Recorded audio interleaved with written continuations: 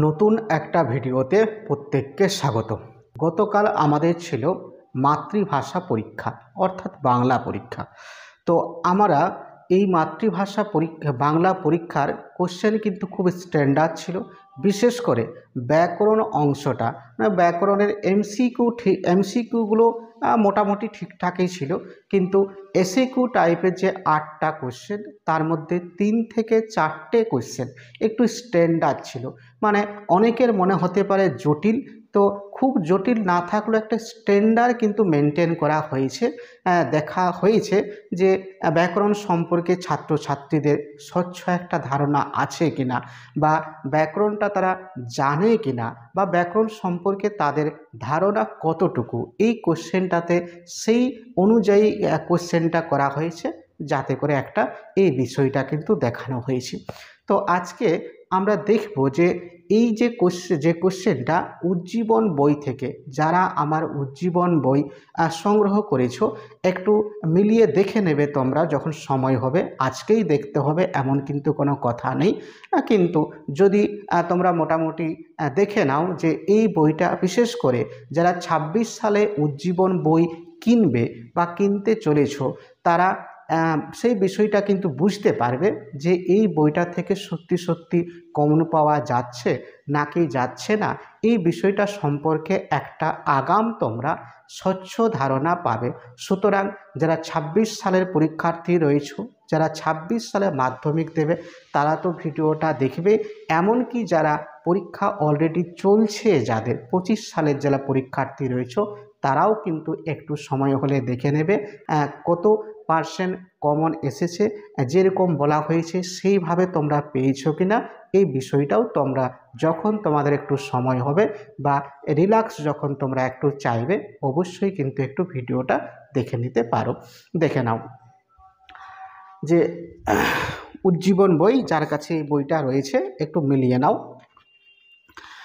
দেখো, প্রথমে এমসিকিউ, সব এমসিকিউ বলছি না, বিশেষ করে ব্যাকরণ অংশের এমসিকিউর উত্তর কি হবে, সঠিক উত্তর সেটা একটু তোমাদের সামনে আলোচনা করি। তারপর কিন্তু আমি বলতে চলেছি যে এই বই থেকে কীরকম কোশ্চেন তোমরা কমন পেলে সেই বিষয়টা। প্রথমে কোশ্চেনে আছে অনুসর্গ প্রধান কারক হলো। দেখো, অনুসর্গ প্রধান কারক যদি আমরা দেখি তাহলে হচ্ছে 3 প্রকার। এটা সঠিক উত্তর হবে 3 প্রকার। কারণ 1 নাম্বার হচ্ছে করণ কারক, এটা হচ্ছে অনুসর্গ প্রধান কারক। অপাদান কারক থেকে হইতে অনুসর্গ ব্যবহার করা হয়, এবং নিমিত্ত কারক। আবার কিছু কিছু বইয়ে কিন্তু এর উত্তরটা তোমরা 2 প্রকার হিসেবেও কিন্তু পাবে। এখন দেখার যে পর্ষদ কোন উত্তরটা নিচ্ছে, মানে 2 প্রকারও হবে এবং 3 প্রকারও হবে। ঠিক আছে। 2 নাম্বার কোশ্চেন, এটা তো আমরা বহুবার প্র্যাকটিস করেছি এবং আমার বই থেকে এই কোশ্চেনটা দেখবে আছে। ঠিক আছে, ব্যাকরণের এই কোশ্চেনটাই দেখবে আছে, এই ভাষাটাই। বুলবুলিতে ধান খেয়েছে। একটু মানে এখানে কোশ্চেনটা একটু চালাকি করা হয়েছে, মানে একটু ঘুরিয়ে দেওয়া হয়েছে। যা বুলবুলির সঙ্গে তে যুক্ত হয়ে কি কারক হয়েছে, এটা তো কর্তৃকারক আমরা জানি।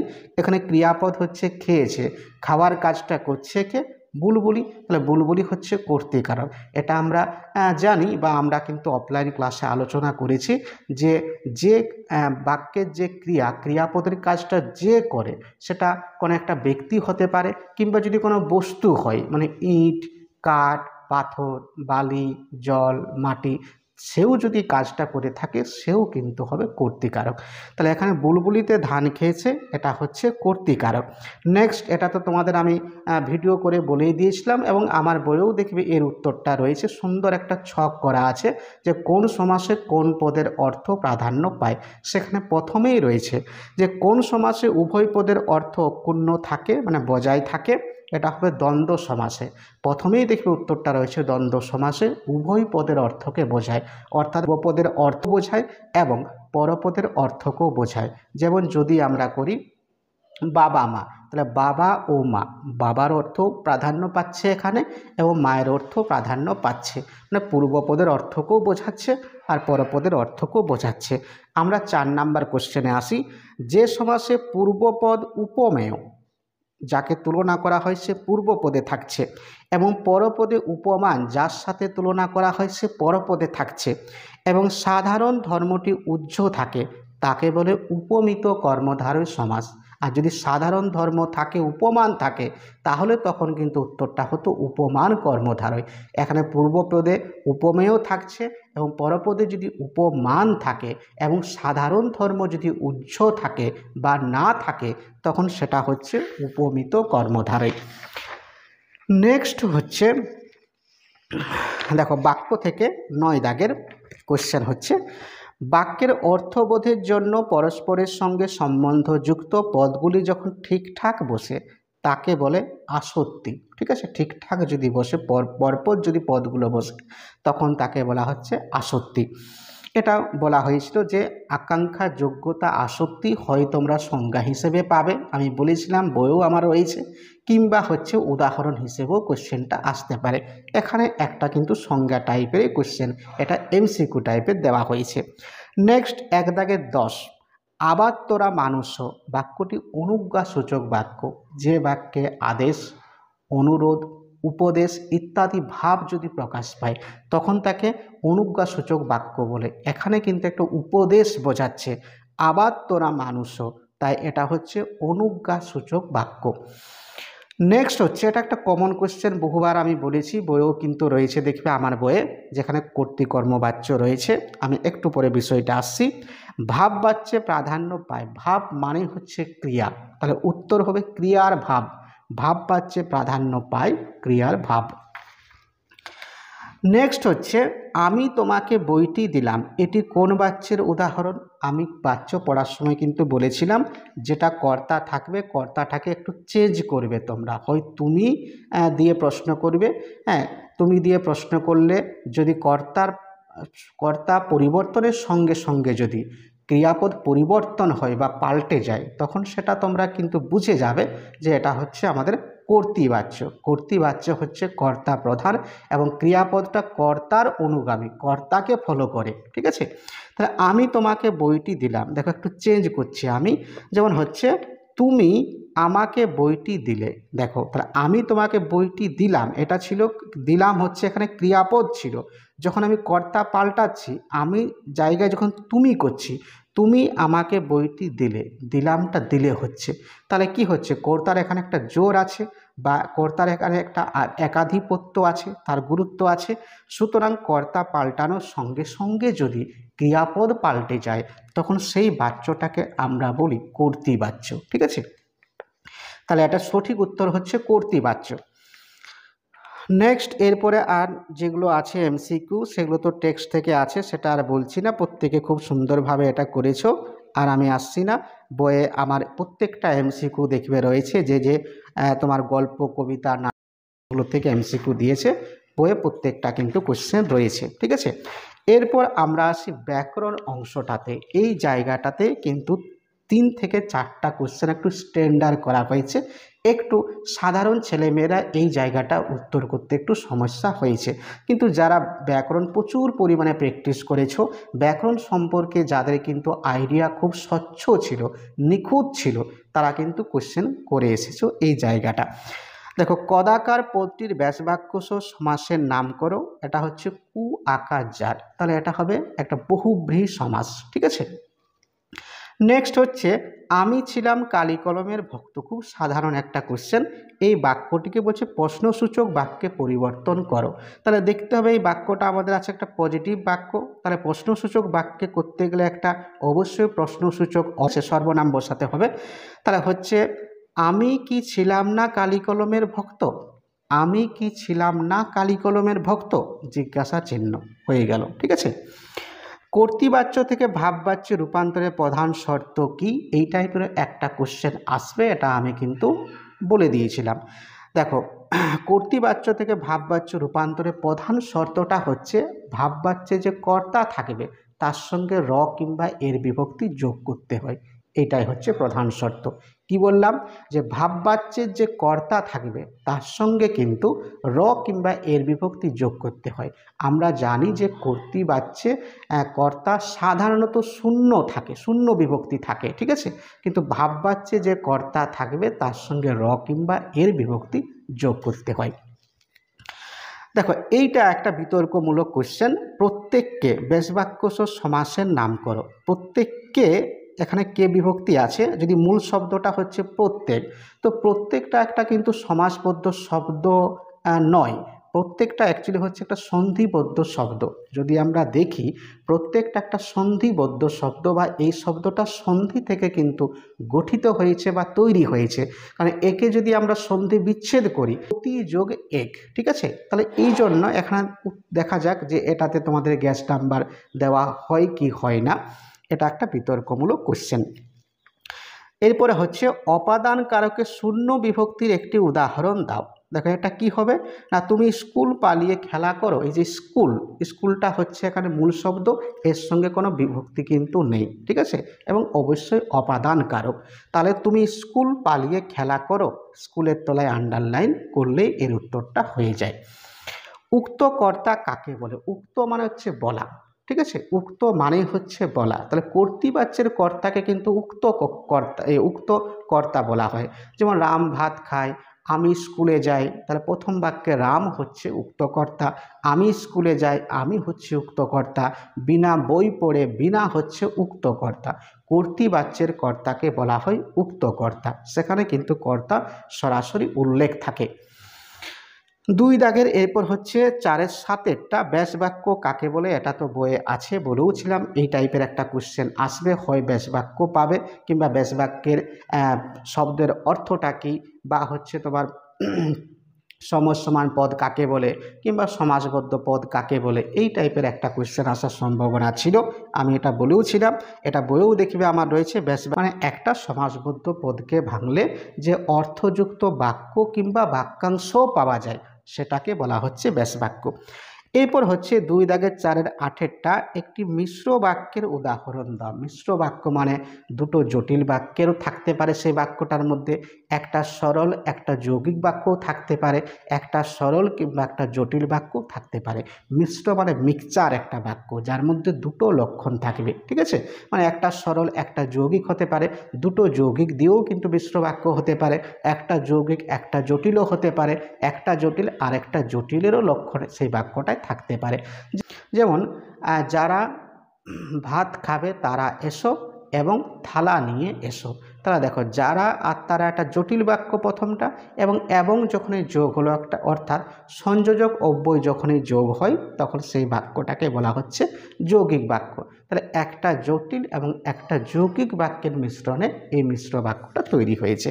উদাহরণ এটা দিতেই পারো, কিংবা অন্য একটা দিলেও কিন্তু চলবে। আশা করি এটা অনেকে কিন্তু পেরেছ। নেক্সট হচ্ছে অনুসর্গযোগে করণকারকের একটি উদাহরণ দাও। যে করণকারকে অনুসর্গ থাকবে, যেমন আমি চামচ দিয়ে ভাত খাই, এখানে দিয়েটা হচ্ছে অনুসর্গ, এবং অবশ্যই এখানে চামচটা হচ্ছে একটা করণকারক, ঠিক আছে। আমি চামচ দিয়ে ভাত খাই, দিয়েটা অনুসর্গ আর চামচটা হচ্ছে করণকারক, বেশ।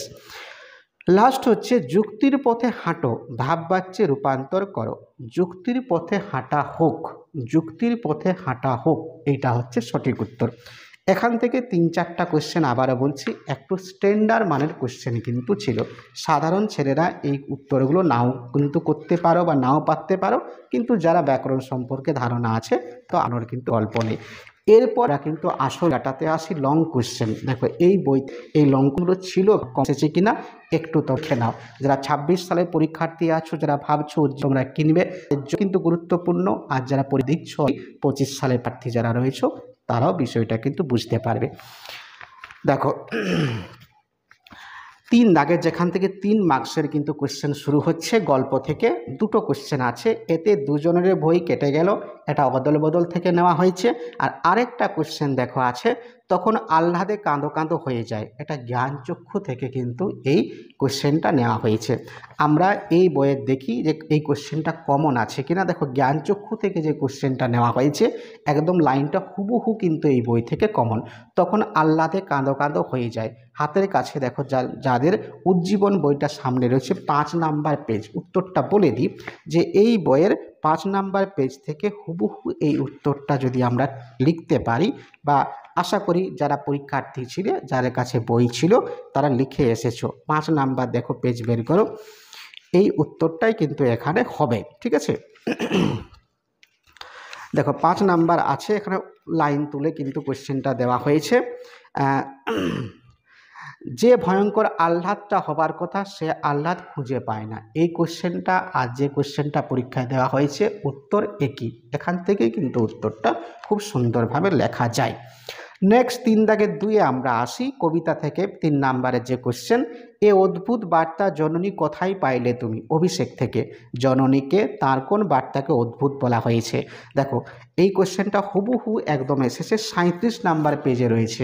বইয়ের 37 নাম্বার পেজ কিন্তু বের করে একটু তোমরা দেখে নাও। এই কোশ্চেনটা 37 নাম্বার পেজ থেকে হুবহু কিন্তু একই রকম ভাষায় কোশ্চেনটা এসেছে। দেখো 37 নাম্বার পেজে, তবে এই বার্তা, এই অদ্ভুত বার্তা, বার্তাটি কি এবং তা অদ্ভুত কেন, হুবহু একই ভাষায় কোশ্চেনটা কিন্তু দেওয়া হয়েছে। নেক্সট দেখো আরেকটা কোশ্চেন রয়েছে 3 নাম্বারের কবিতা থেকে, পৃথিবী হয়তো গেছে মরে। কোন কবিতার উদ্ধৃতি? উদ্ধৃতিটির অর্থ প্রস্ফুট করো। 15 নাম্বার পেজ দেখো বইয়ে হচ্ছে 15 পেজ। কোশ্চেনের আয় বেঁধে বেঁধে আধুনিকের একজন পতিত এবং জনপ্রিয় কবি শঙ্খ ঘোষের কবিতাটা নেওয়া হয়। দেখো 17 নাম্বার পেজ, আও তো ভাবি মুহূর্তে মরে যাব নাকি। একই উত্তর, ভাষাটা একটু কেবল অদল বদল করা হয়েছে, উত্তর একই।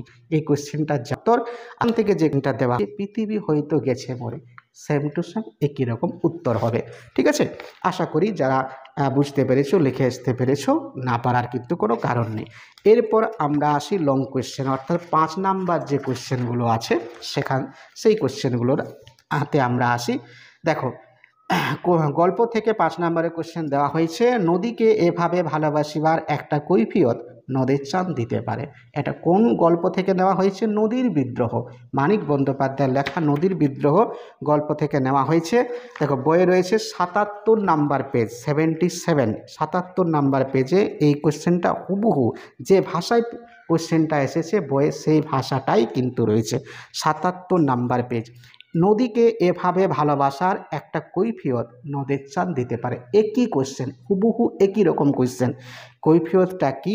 তার ভালোবাসার পরিচয় দাও। 5 নাম্বারের জন্য এই কোশ্চেনটা আমি বইয়ে দিয়েছি। কোশ্চেনটা কিন্তু 5 নাম্বারেই এসেছে।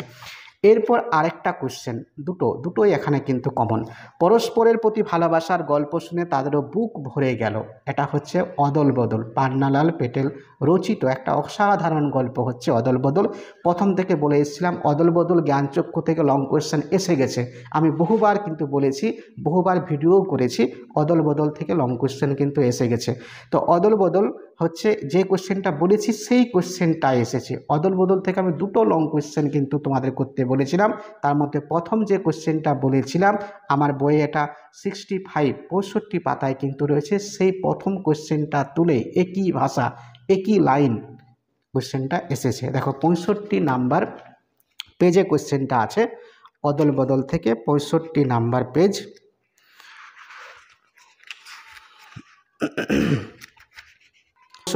পরস্পরের প্রতি ভালোবাসার গল্প শুনে তাদেরও ভরে গেল।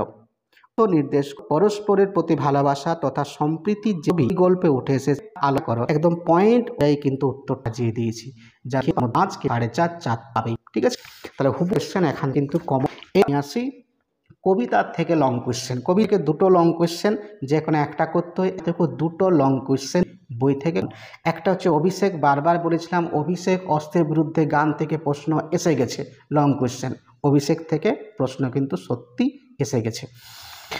নমিপুত্র পিতার চরণে করজোড়ে কহিলা, পিতা পুত্রের পরিচয় দাও। কবিতা অবলম্বনে পিতা পুত্রের কথোপকথন সংক্ষেপে লেখো। পেজ নাম্বার হচ্ছে 40। দেখো বইয়ে একদম হুবহু একই কোশ্চেন, পেজ নাম্বার হচ্ছে 40।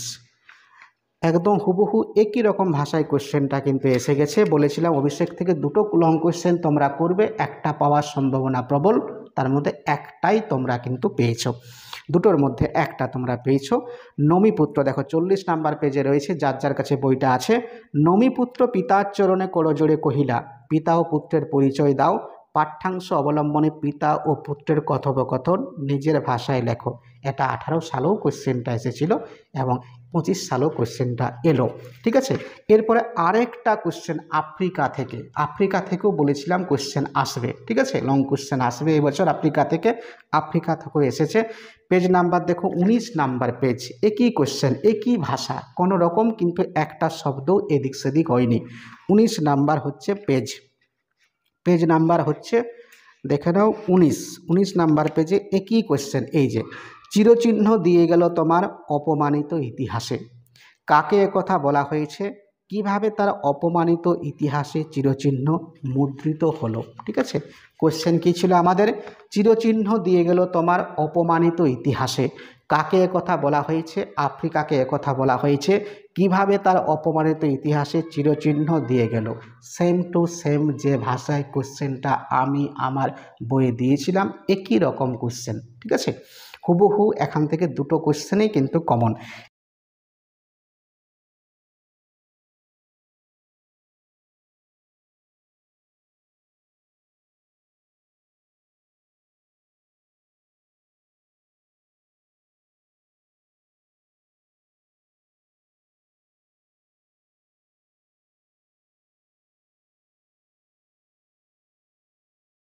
বইছে 25 নাম্বার পেজ থেকে হুবহু একই ভাষায় কোশ্চেন এসেছে।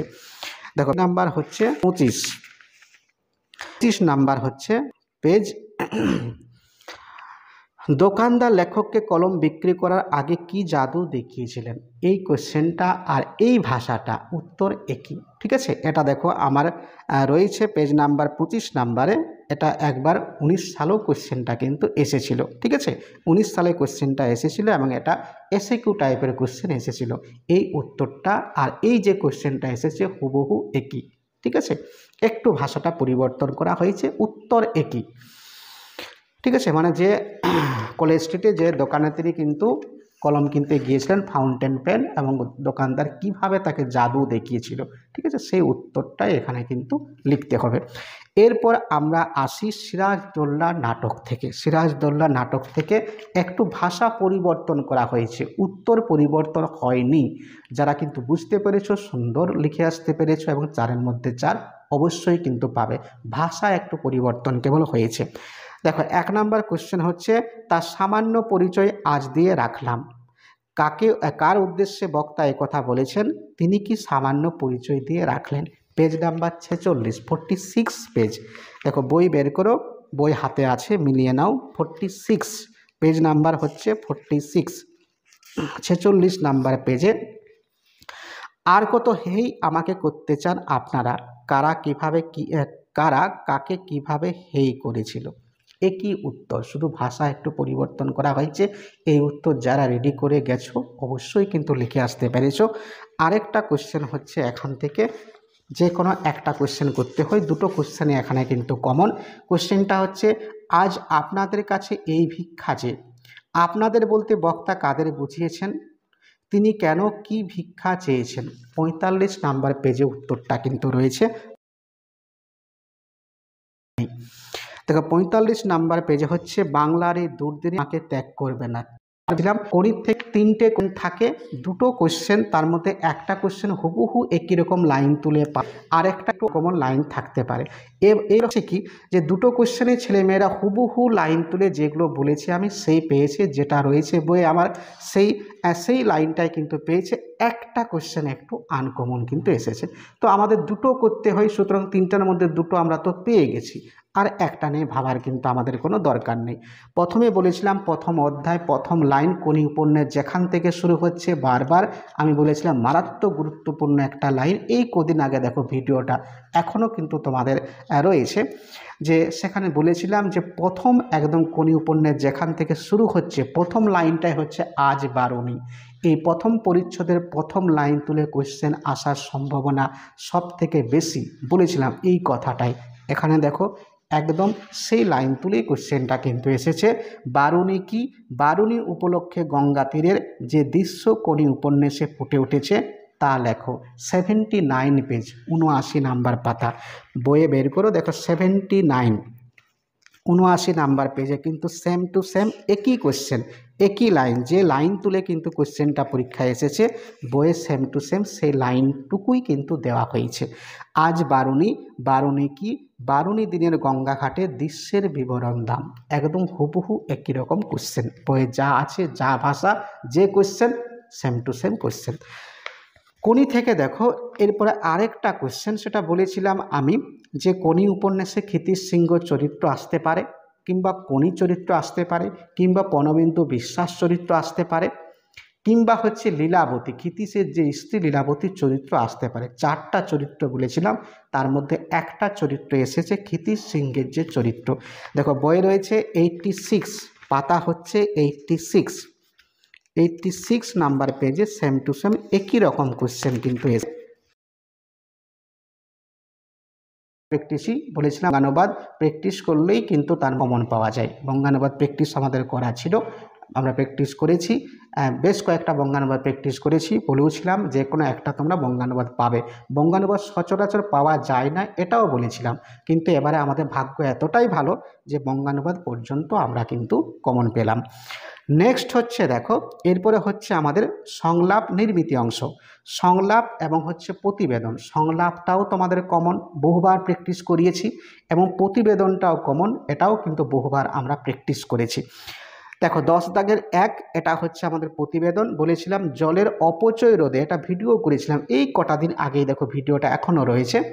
জলের অপচয় রোধে সচেতনতা শিবির, এই বিষয়ে একটি প্রতিবেদন রচনা করো। 116 নাম্বার পেজ, বইয়ের একদম শেষ পাতা। দেখো বইয়ের একদম শেষ পাতা রয়েছে 116 নাম্বার পেজ। পানীয় জলের অপচয় আর নয়, জলের অপচয় রোধে সচেতনতা শিবির, একই ভাষা প্র্যাকটিস আমাদের করা হয়েছে।